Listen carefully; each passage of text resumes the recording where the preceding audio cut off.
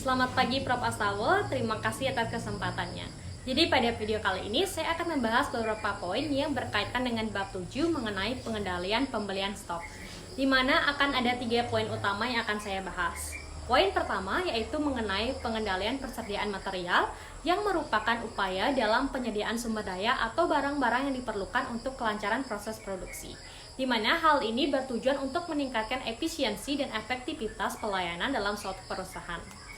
Pengendalian operasional penerimaan dan pengeluaran material dapat dilakukan dengan beberapa metode storage system.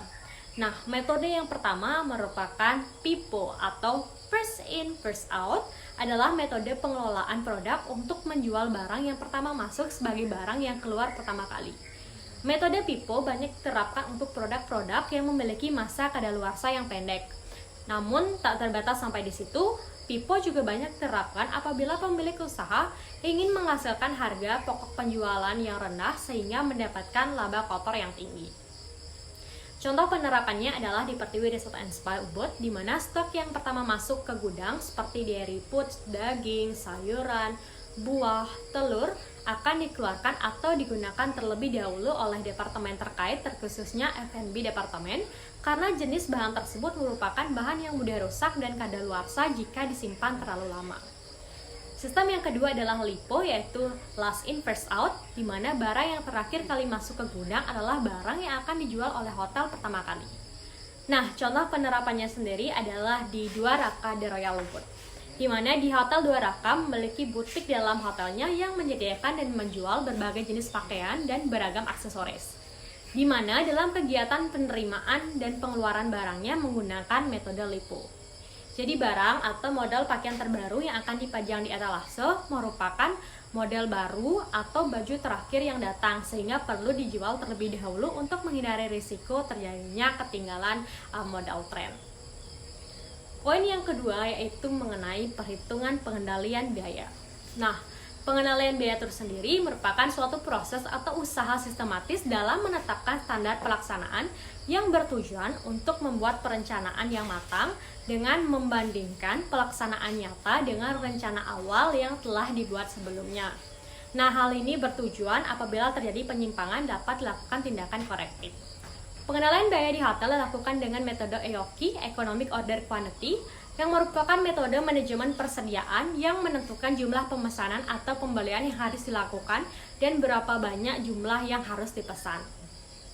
Adapun rumus dari EOQ sendiri yaitu akar kuadrat 2SD per PI, di mana bila kita lihat dalam rumus, S merupakan biaya pemesanan tiap kali pesan, D merupakan jumlah kebutuhan periode tertentu, P merupakan harga balik per unit, dan I merupakan biaya penyimpanan per unit.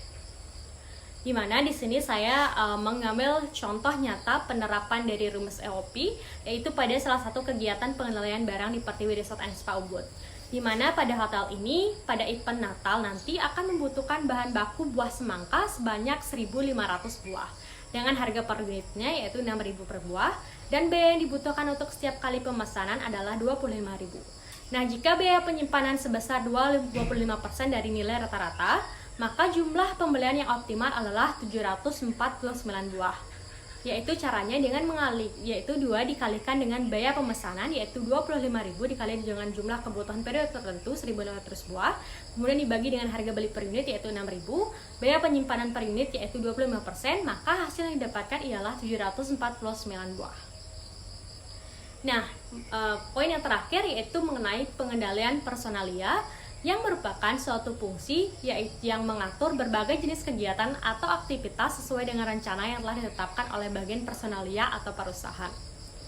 Nah, pengendalian personalia meliputi setiap tindakan yang diambil oleh bagian human resource untuk mengatur dan mengurus dan menangani kinerja karyawan mulai dari proses requirement hingga pensiun untuk mencapai tujuan perusahaan.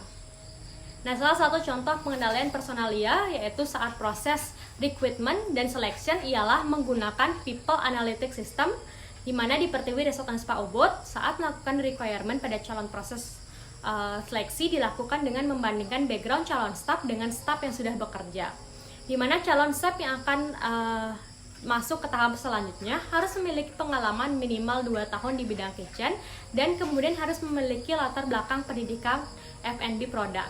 Karena dari staf yang telah bekerja, staf yang memiliki 2 kualifikasi tersebut memiliki kinerja yang sangat baik.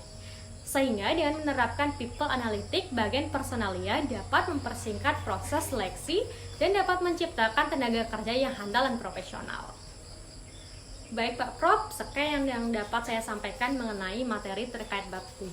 Terima kasih atas perhatiannya dan semoga harinya menyenangkan.